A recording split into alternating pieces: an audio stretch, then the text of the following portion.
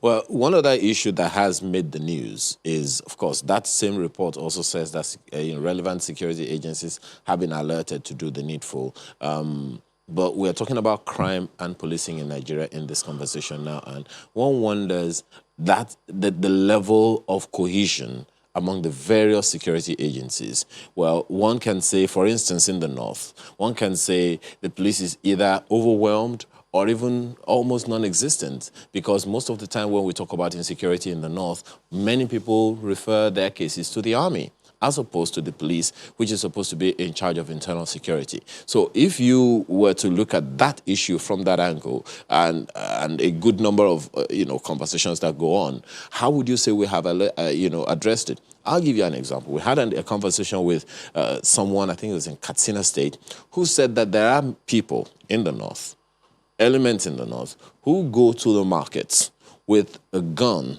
AK-47 slung on their shoulders, and security agencies are aware, and no one is doing anything about it. So when people see that kind of thing, well, how do you expect them to react? A lot of stories in the public space in Nigeria. And I can tell you one thing. Mba is there, Commissioner Mba is there to tell you that the country is under-policed. They don't have the capacity in terms of manpower to cover the ungoverned spaces that exist in this country. I remember when there was an attack in Adamawa State. You know, from one local government to the other, it takes about 4 or 5 hours before you can get to the other one. And they were attacking them.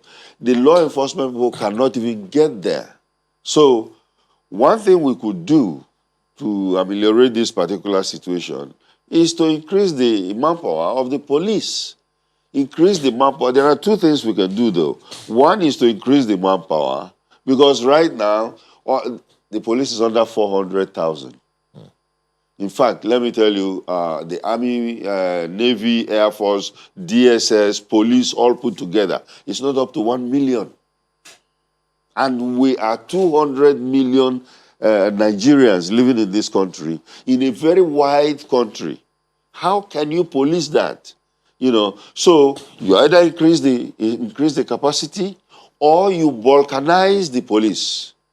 You know, get it down to the local, so that the policing itself will go down to the rural people, where they will learn how to police themselves, either through state police or local government sheriffs or whatever. Community policing, fine. But you have to train them how to do this, so that they now have the ears and eyes to watch out on what they want to do.